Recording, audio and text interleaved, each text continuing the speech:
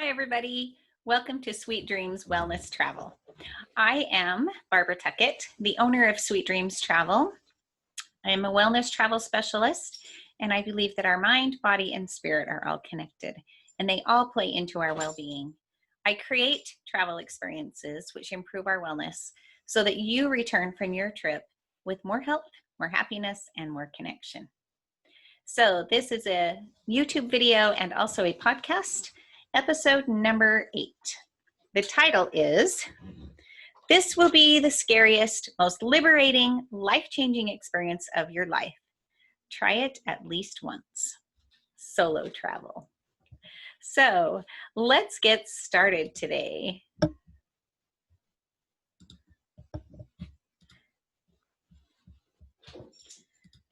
I admit it. I was a total scaredy cat of going unknown places by myself when I was young. I absolutely hated, loathed it. It may have been because I was born 3 months prematurely. I was delivered at home by my dad and then rushed to the hospital after I was born. My parents had to abandon me in the hospital because they had no idea that I was going to be born, and they had already scheduled to move a week later to Montana, which they did. They left me for 3 months in the hospital and then came back to get me when I was a healthy weight. So to their credit, they didn't really abandon me. They just hadn't expected that I would be born in May rather than in August. So it may have been that I had abandonment issues. It may have been because my sister Diane and I are less than a year apart, and we did everything together. We were inseparable growing up. However, she always had to do things first, like try new experiences, like going to kindergarten or going to junior high or things like that. She tried them all first because she was oldest. And so it always helped that I didn't have to completely go through brand new experiences all by myself. Whatever the reason, I seriously hated starting new experiences on my own. So, okay, oh my goodness.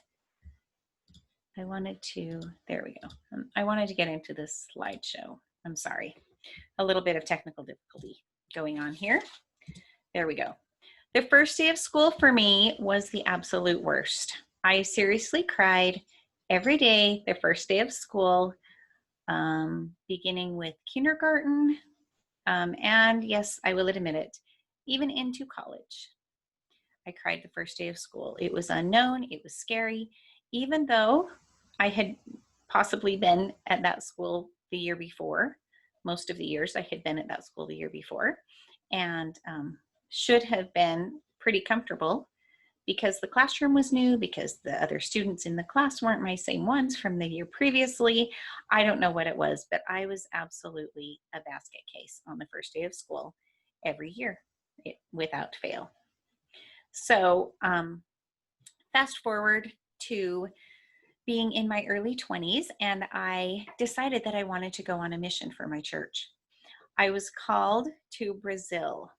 I was assigned to go to Brazil, and that was super exciting.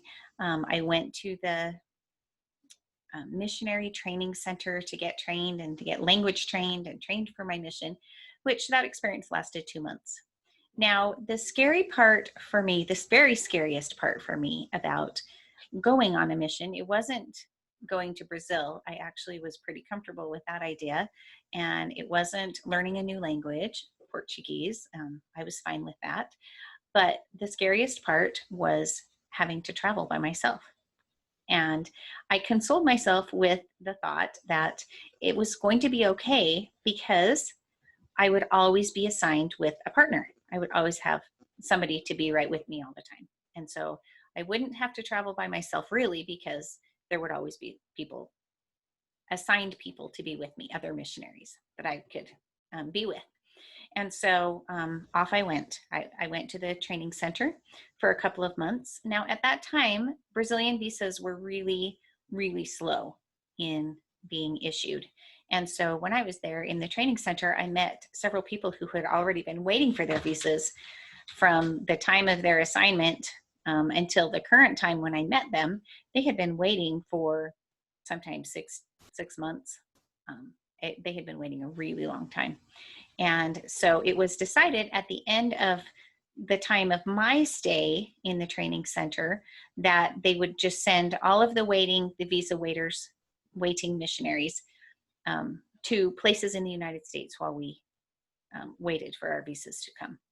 And so they gave us all assignments in the US where we could go for the interim. I will never forget the day that I got my assignment, and I was assigned to Philadelphia, Pennsylvania, which is a pretty cool place. The drawback to this was that I was the only one in my group of missionaries that was assigned there. The only one. Everyone else was going to Atlanta, Georgia. I still to this day have no idea why I was assigned to Philadelphia by myself, but that was my challenge. I called my parents. I was crying. I was petrified. I even thought about, for a few seconds, I even thought about possibly quitting because I was so petrified of going and traveling by myself. However, my parents backed me up and they assured me that I was brave and that I could do it and that everything would be okay. I could make it. I also have a really strong stubborn streak. You will remember from my beginning story, me telling you that I survived from being born 3 months prematurely, delivered at home accidentally, and not being thought that I would live, to actually living and thriving, and here I am today. So you can tell I do have a bit of a stubborn streak, and so I decided that I would go continue on and figure it out. Well, the short version of that story is that I arrived in Philadelphia safely. A week later, all of our visas came through, and we all met up in Miami airport on our way to Brazil, flew to Brazil, got there just fine, and everything turned out just great. I loved the Brazilian people. I loved being there. I was there for 18 months, living there and being with them, and it was fabulous. So one great side effect of this story is that I gained some solo travel experience. And that's what we're going to talk about today, is traveling solo. Now, I did not have a lot of opportunities when my kids were growing up, when I was raising my young kids, of traveling solo. Like I have stated, maybe I didn't state this, but anyway, I come from a big family. I'm from a family of 11 kids. And so come from a large family. So I've got lots of family members. I have a husband and was raising 4 kids and didn't have a lot of opportunity to travel solo. However, for my job as a travel agent and travel advisor, I do get opportunities to go and inspect and experience cruise ships and hotels and resorts and locations and that kind of thing. So for several years, I didn't do very much of that because I was really busy with booking other people's travel and raising my own family. But I will never forget several years ago when I took an opportunity after a pretty good hiatus of not traveling to any places and going on these familiarization trips, of going. And the first one I went to after a long time, several years of not going anywhere solo by myself, was going on a Sandals and Beaches resort familiarization trip in Jamaica. And it was amazing. And at that point, I think I really came full circle and came to really appreciate the value of solo traveling. I loved a lot of things about it. So today we're going to talk a little bit more. I want to tell you a little bit about Joyce. Joyce is my amazing client. I love Joyce. She has been a client of mine for over 12 years. She has become my friend because all these years that I had been booking trips for her. She is a cruiser. She loves cruises, and she works really hard and she actually takes 2 to 3 cruise vacations per year. And almost all of them are solo trips. She doesn't just go on little short cruises. In fact, the shortest one she's gone on is a 7-day, to my knowledge, that I've booked her on. But most of her cruises that she goes on are 11, 12, 14, or longer cruises. Really, really fun places. So I love Joyce. And because she is such a pro at solo traveling, I decided to ask her a few questions to get ready for this podcast and video. So I also added a few of my own ideas along the way, but here we go. My question was, why do you like traveling as a single? And Joyce said, I like the fact that I have the room to myself and I do what I want when I want. Now this is Joyce. I just love her. I love the fact also, I'm adding to Joyce's and kind of elaborating, I guess that's the word I was looking for, elaborating on Joyce's response. You can sleep on whatever side of the bed you want, right, left, or in the center. You can watch anything you want on TV. You can sleep in the morning or wake up early, whatever you decide, and you can totally set your own schedule. So there are so many amazing things about having the room to yourself and being able to just kind of do what you want when you want. And that, of course, includes any kind of activities or excursions or anything like that. You don't have to collaborate with anyone. What do you feel like doing today? Or what do you feel like doing when we're traveling? You just decide all on your own what you want to do. So that's pretty amazing. My next question, do you have anything you do to make it fun? And Joyce said, I meet and talk to people. I socialize and then go get lots of sleep and start over again. So Joyce is so awesome. She makes friends wherever she goes, everywhere she goes. All she does is she just starts talking to people, and the people that are around her, the people she eats dinner with, the people that are doing activities with her. And before you know it, these people have become good friends. And she's not unknown for her to start talking to them about possibly meeting up for their next cruise. Oh, where are you going next? Let's go here, or let's meet up on such and such a cruise. And she has totally been known to do that, to go around the world on her next cruise, or across the world, across several continents, to meet up with someone that she has met on a previous cruise and just to enjoy them a little bit more. So it's really great that as a single, you can socialize with people, make new friends, or not.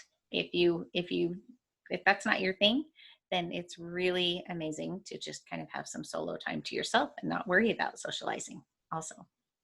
Okay, my next question was, do you have any tips or advice for someone traveling solo? And Joyce said, just be themselves and socialize with other people. So that's the amazing thing, like I was saying just a minute ago, about being a solo traveler. You can either enjoy being by yourself, or you can enjoy being around other people at all different times, wherever you are, throughout your vacation. So it's the best of both worlds. I asked, is it fun to cruise as a single?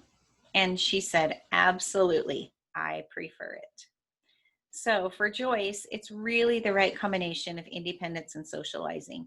A couple of times she has, in over the last 12 years that I've been booking cruises for her, she has taken someone with her, gone with a friend, or invited someone to go along with her.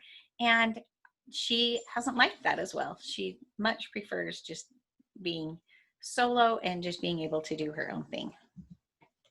I asked, anything else you can think of? And Joyce says, it costs more, but it's worth the peace of mind. And having the whole cabin to yourself to unwind and relax after a short excursion, and also on the sea. So Joyce feels like it's completely worth it. And I love her example. This is such a great example to me of someone who just loves life. She loves exploring life. She's not afraid to find new destinations, to go out and figure out where she really wants to go next. She has been to some incredible places all over the world. Like, she's been everywhere.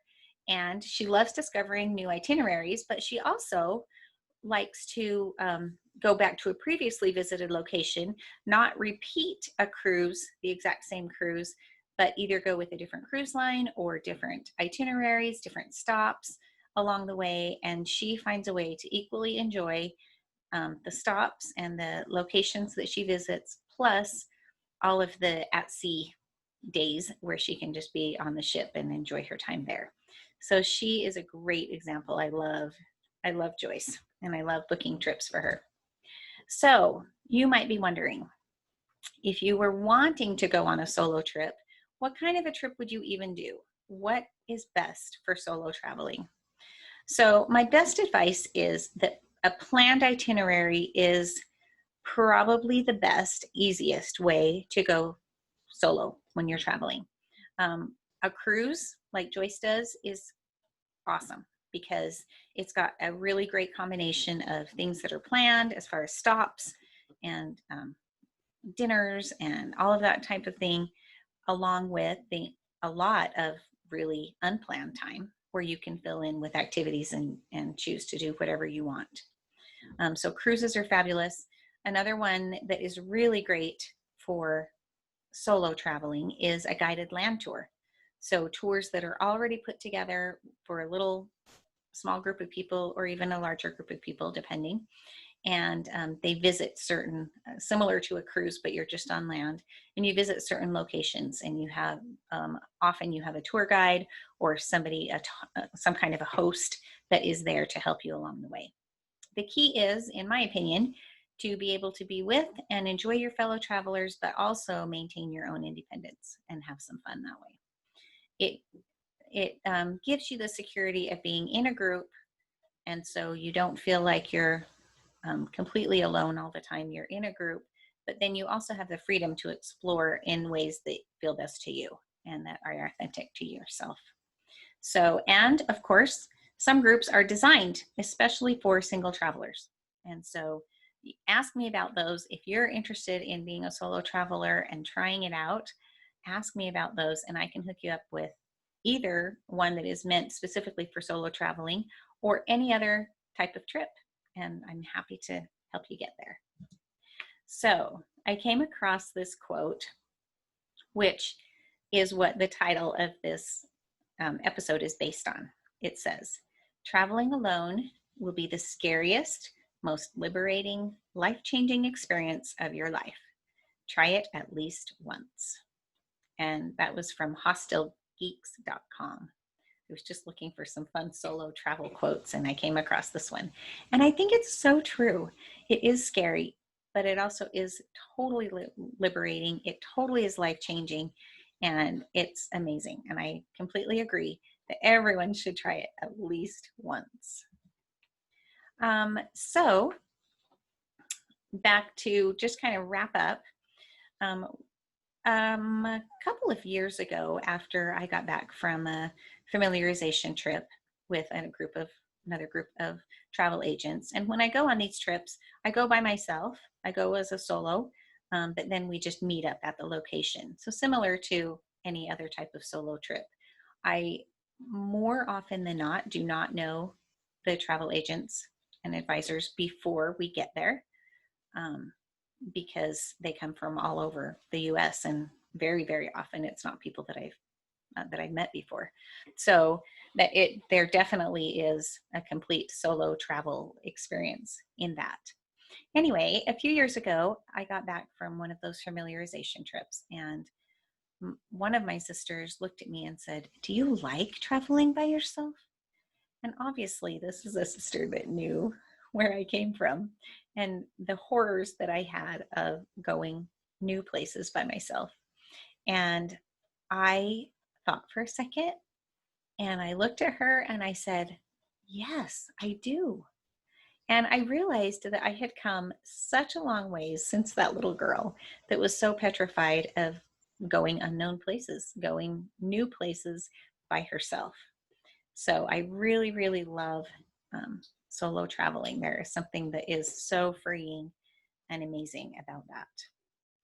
So you might be asking yourself, what in the world does this episode have to do with wellness travel? What aspect of wellness travel is this even talking about? The aspect is connecting with those you're traveling with. And I'm not talking about the people that you meet when you are on that cruise or on that vacation. I'm talking about yourself. Connecting with yourself as you travel solo. And what better aspect of wellness could there be than self-care and self-awareness? It's just really, really an amazing experience. I would completely recommend it. If you have never traveled solo, do it. What are you waiting for? So I would love to connect with you. I am on Facebook and Instagram. It's at Sweet Dreams Travel, both of those. I am on Twitter, is Sweet Dreams Trab without the EL. And my website, if you're interested in contacting me about a vacation or talking to me about any type of travel, go to the website and a link to my email is there. And so that's probably the easiest way to contact me. And you can sign up for my weekly newsletter. I send out a weekly email every single week. And some of the emails are the same topics that I do the podcast and YouTube video about, and some of them are completely different. So it really varies. My website is sweetdreamstravel.net. And remember, the sweet is S-U-I-T-E rather than sweet like a candy or like a something sweet. Anyway, so I have been really happy to share this information with you today. And until next time, take care.